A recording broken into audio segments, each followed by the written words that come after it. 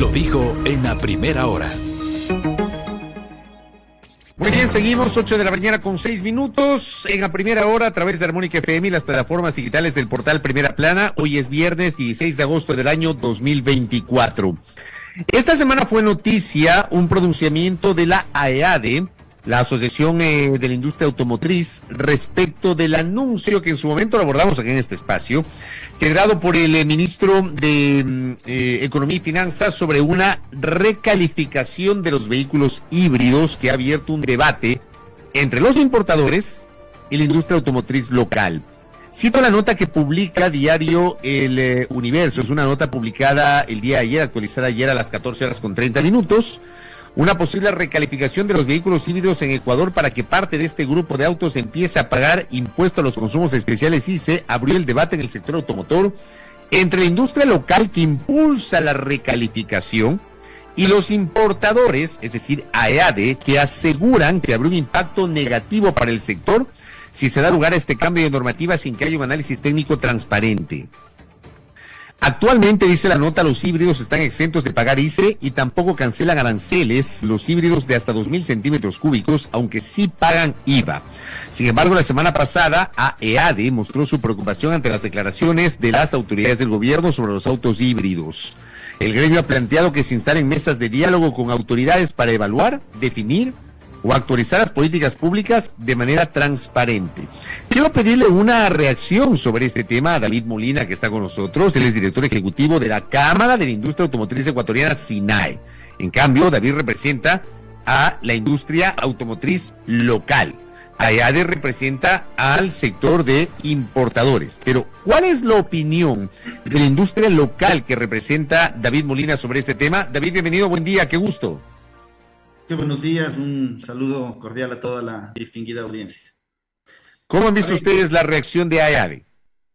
Sí, a ver, bueno, yo creo que aquí hay que entender bien qué es lo que se ha propuesto y por dónde nosotros creemos que debe ir la discusión.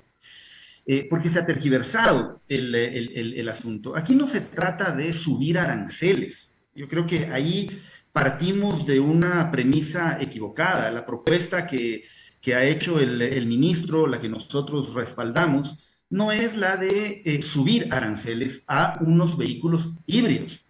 De lo que se trata es de clasificarlos bien. Correcto, ese es el punto.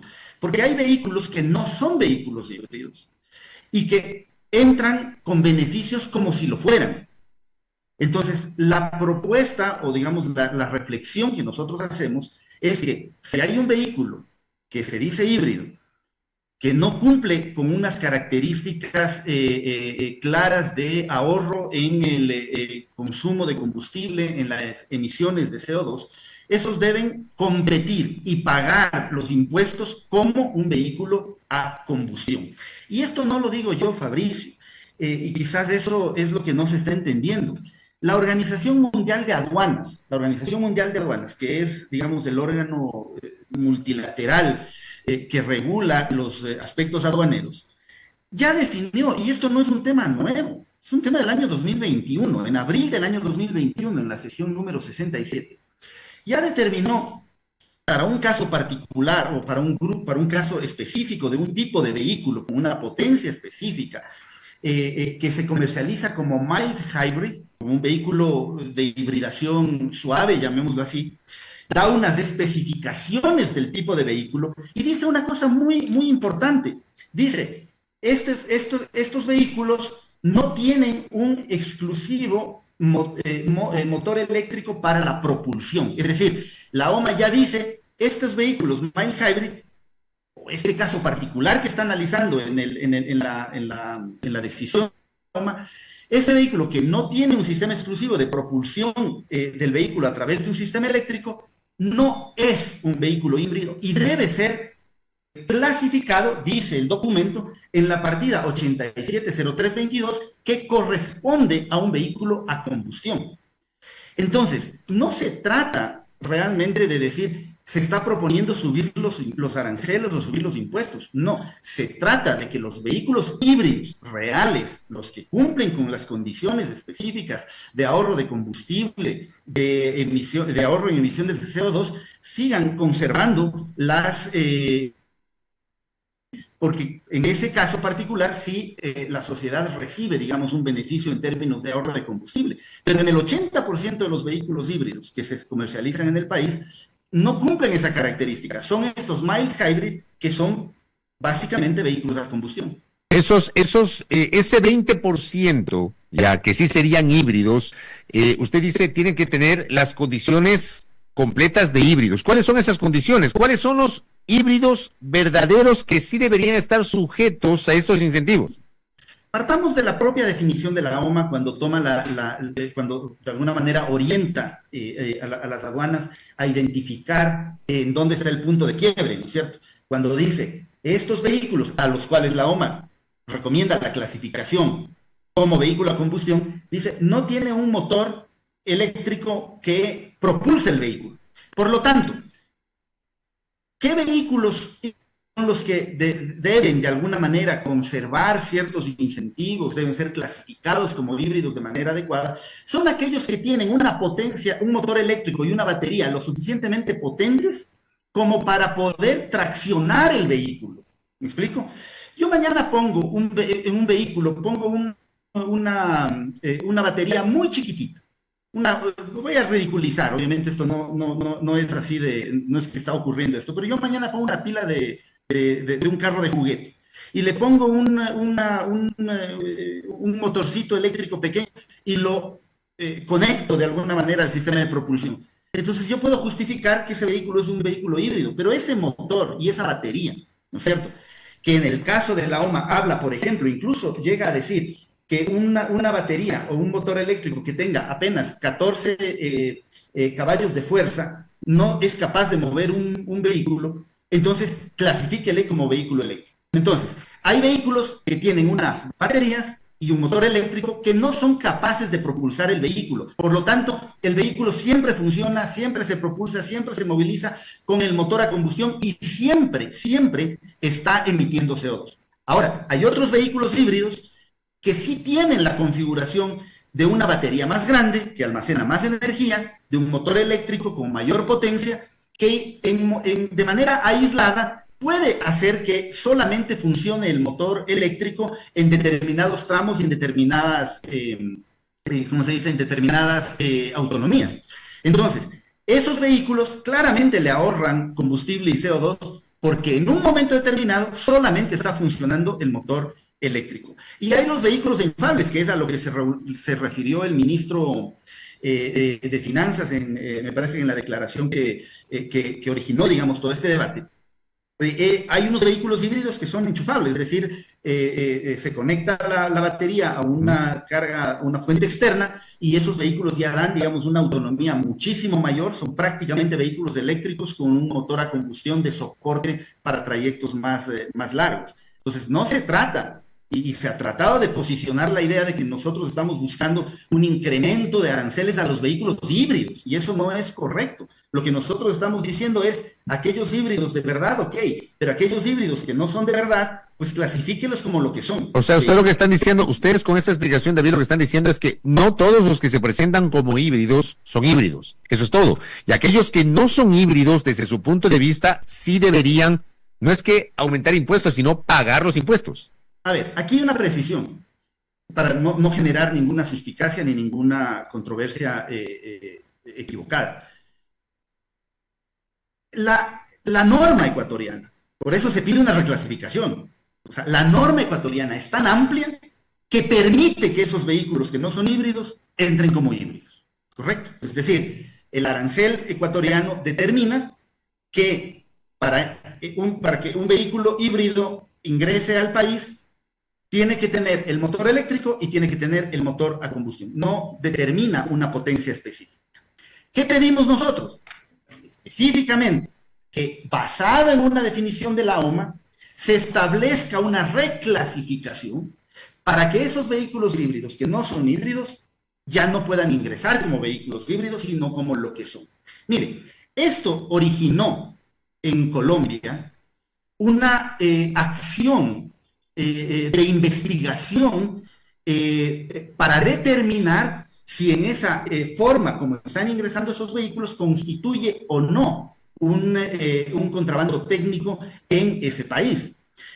Acá no se ha llegado a esa instancia y precisamente lo que buscamos es que se adopten las decisiones necesarias en el COMEX para que no quede duda de que el Ecuador se alinea a una posición internacional y define una clasificación adecuada para que no haya dudas de dónde clasificar este tipo de vehículos y qué tipo de tributos deben pagar para evitar distorsiones en el mercado.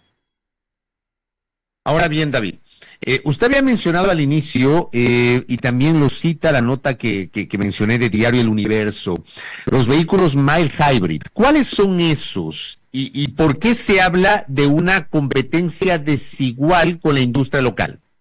Ok, los mild hybrid son aquellos vehículos comercializados como híbridos suaves, cuyo motor eléctrico se alimenta de una batería muy pequeña, con muy poca potencia, que no es capaz de traccionar el vehículo y por lo tanto solo funciona en el momento del arranque para dar un impulso inicial. Son vehículos a combustión con una pequeña asistencia, ¿de acuerdo? Son vehículos a combustión con una pequeña asistencia eléctrica.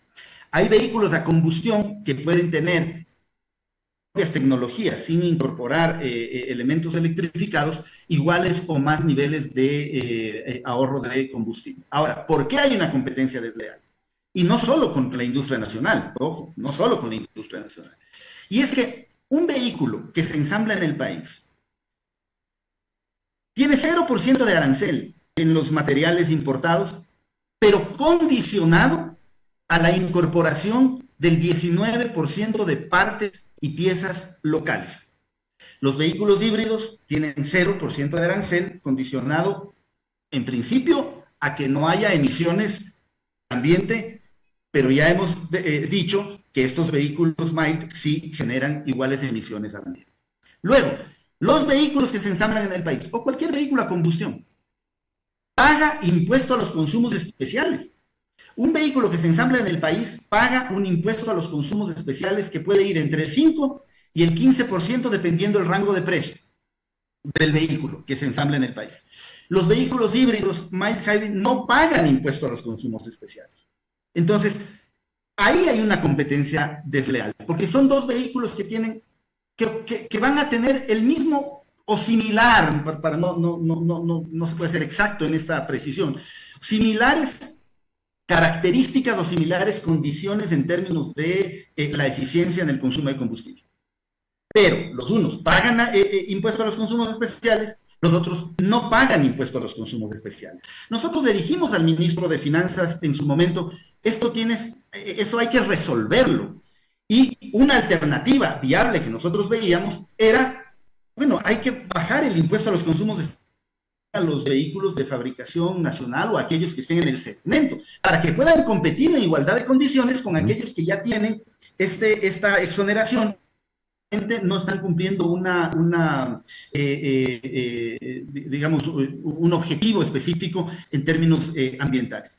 Pero claro, la respuesta de las autoridades es que no hay recursos para eso, y eso es entendible, ¿no es cierto? Es entendible. Es decir, si en un país en donde una aspirina paga arancel, ¿no es cierto?, lo lógico es que el gobierno plantee una redefinición y diga, ok, si es que hay aquí un desajuste, hay aquí algo que está distorsionando el mercado, hay que corregirlo y el gobierno hace la propuesta de la reclasificación arancelaria que a nosotros nos parece adecuada desde todo punto de vista.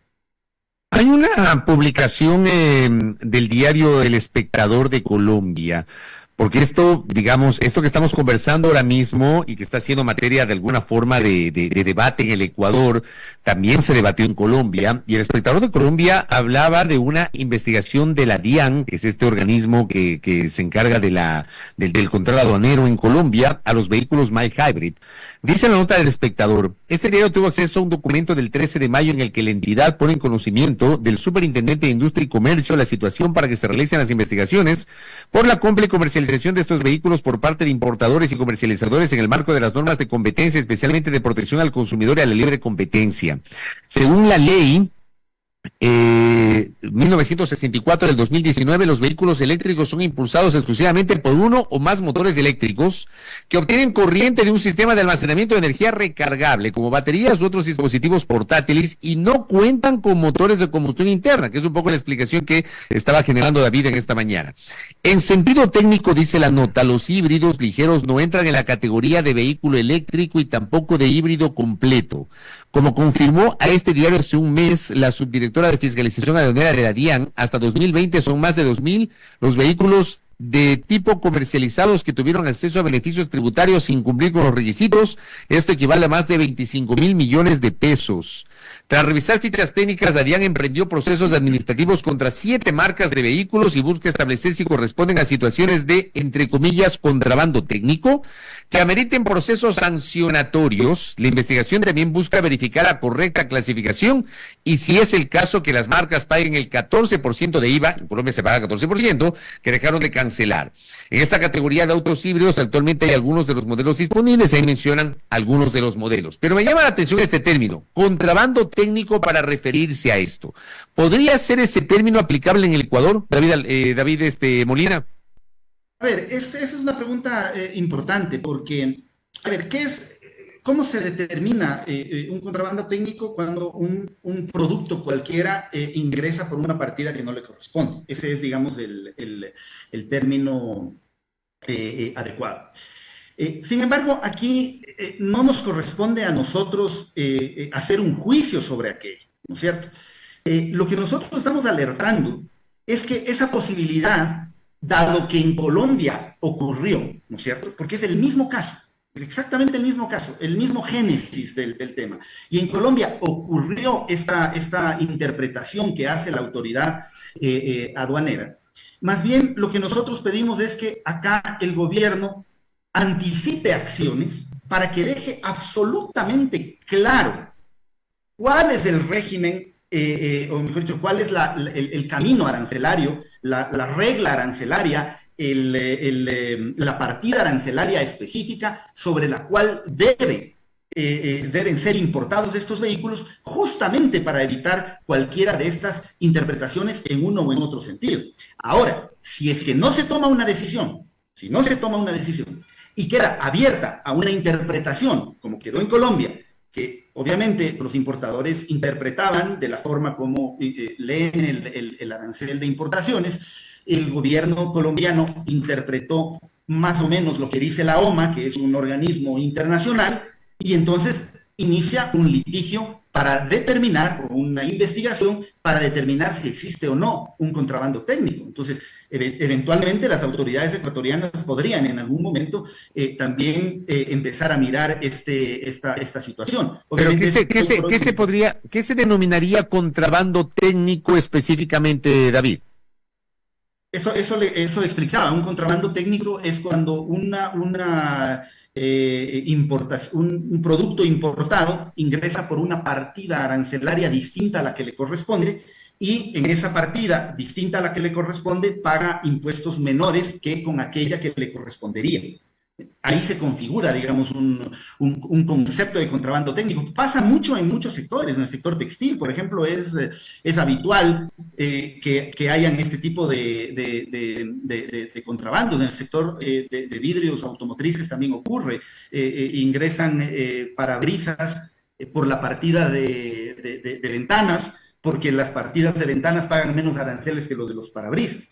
Entonces, en Colombia interpretó la autoridad aduanera que en el caso de los vehículos híbridos podría, ¿no? Porque están en investigación, estar incurriendo en esta falta. Usted me dice que obviamente ya ha ocurrido en otros sectores. ¿Aquí en el Ecuador se ha identificado contrabando técnico en otros sectores, o digamos han sido ejemplos de otros países?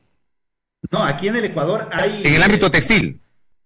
Claro, en textil, calzado, en el ámbito automotriz, como decía, el caso de los vidrios y las lunas existen. O sea, es un concepto recurrente. Entonces sí podría ser aplicable si es que así lo determina la autoridad. Claro, si la autoridad determina, como en el caso de Colombia, iniciar una investigación para que mire este tema y defina, digamos, porque ellos son los llamados a hacer las determinaciones, podrían hacerlo. Está en sus facultades, es decir, es ¿Usted no parte de se, sus facultades. usted no se aventura a determinar que ese es el caso?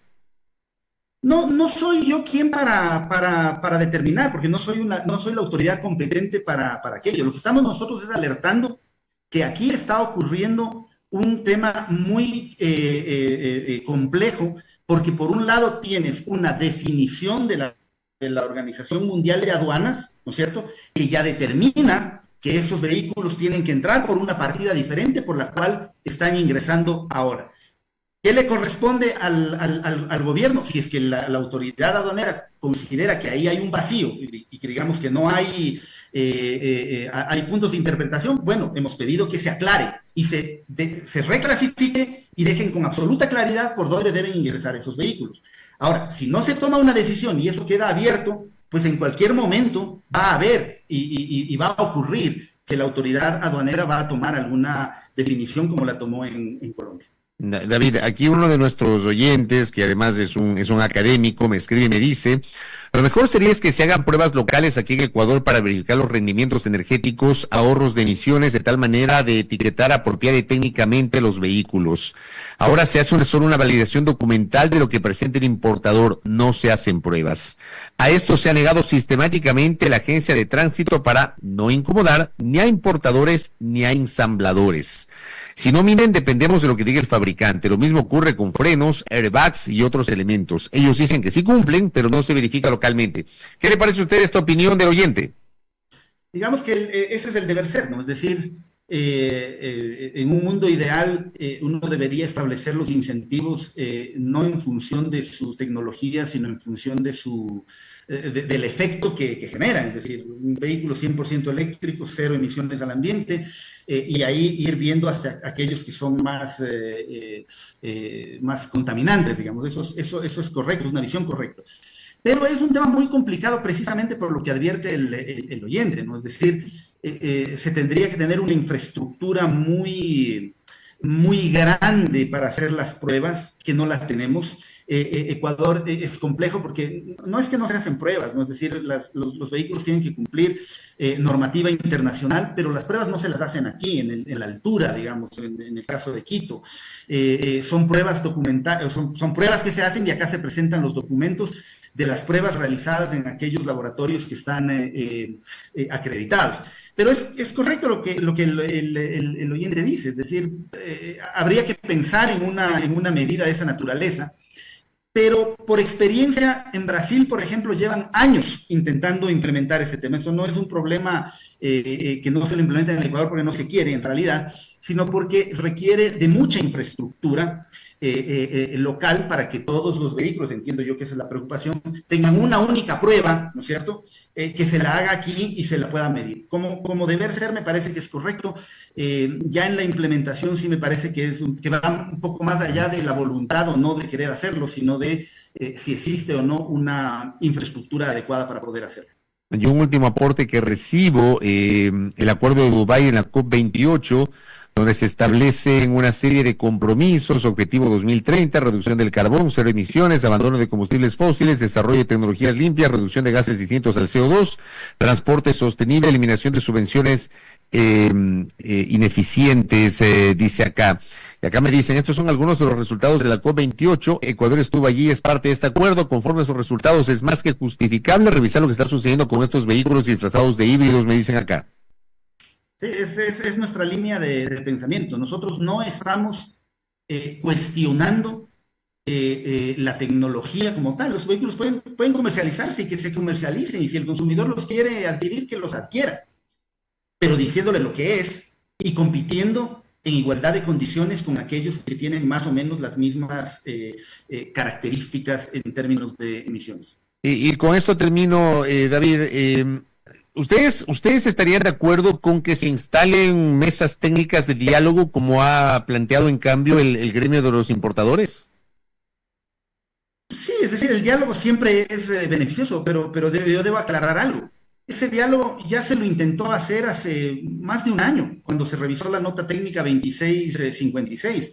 Nosotros planteamos esta discusión para poder avanzar y pues no tuvimos una apertura en ese momento como para decir, bueno, sentémonos a mirar y veamos estos temas con una mayor amplitud. Simplemente se dejó que avance una norma que claramente quedó insuficiente. Pero yo creo que el tema del llamado al diálogo, si bien es positivo en el tema, que no se convierta en una forma de quemar tiempo para evitar que se tomen decisiones rápidas. Yo creo que es importante tomar decisiones adecuadas. Y con esto termino, Fabricio. El gobierno ya tiene clarísimo el diagnóstico, clarísimo, a nivel técnico, a nivel de los propios ministros de Estado que ya lo han manifestado. Es decir, el gobierno sabe que hay un problema, lo ha comunicado públicamente. El tema es entonces, si es que ya sabe que hay un problema y sabe que ya lo ha estudiado durante todo este importante que se tome una decisión lo antes posible. David, gracias por el tiempo y por los aportes para el debate de este tema que obviamente es un tema técnico, pero está allí en el tapete de la discusión y genera obviamente conversación y hasta controversia. Un abrazo, David. Fabricio, un gusto, un saludo a toda su distinguida audiencia. Gracias a David Molina que ha estado con nosotros, director ejecutivo de la Cámara de Industria Automotriz Ecuatoriana. Primera plana. Todas las noticias, todas las voces.